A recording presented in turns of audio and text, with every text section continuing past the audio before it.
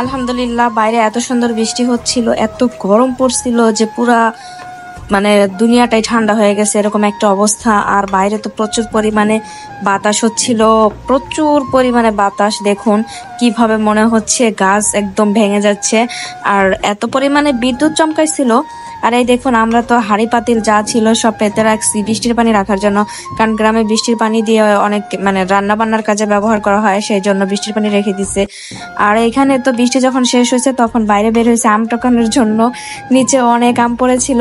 তো এখান থেকে অনেক উঁচা নিচে একটা জায়গা, আমি কিছু আম উপর থেকে পেয়েছি, নিচে অনেক আম ছিল, সাহস করে আর নামতে পারিনি কারণ এর আগে আমার পা ভেঙে গেছিল এই জন্য। তো যাই হোক, এখন হচ্ছে আম টোকানোর পরে রাস্তায় আসলাম, দেখলাম এখানে আমার আব্বু এখানে টিন দাঁড় করে রাখছিল, এই টিনগুলো বাতাসে পড়ে গেছিল রাস্তার মধ্যে।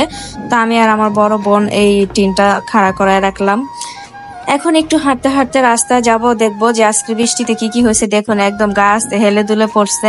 তো সাথে ছিল মাহিমো, আমি একটু বাড়ির ভিউটা নিলাম।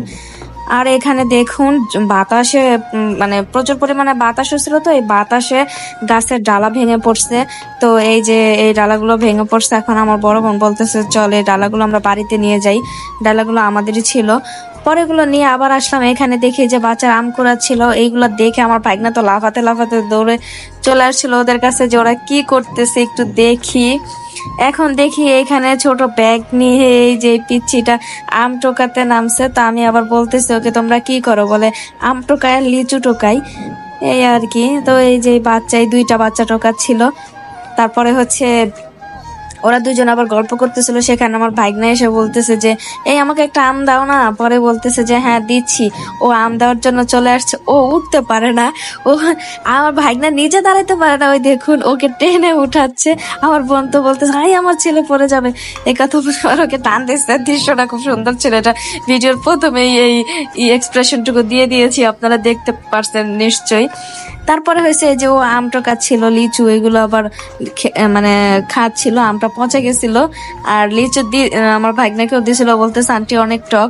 পরে হচ্ছে এই যে আমার ভাগনা আর আমি দৌড়ে চলে গেলাম, আবার একটু বৃষ্টি বৃষ্টি ভাব, বাড়ির দিকে চলে গেলাম। দেখুন কিভাবে দৌড় দিছি।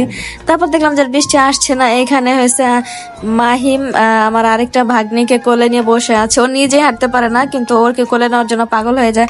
বাড়িতে আসলাম, দেখলাম যে এই যে বেগুন, বৃষ্টি ভেজা বেগুন, তারপরে এখানে কলা গাছ হেলে পড়ছে কলা সহ।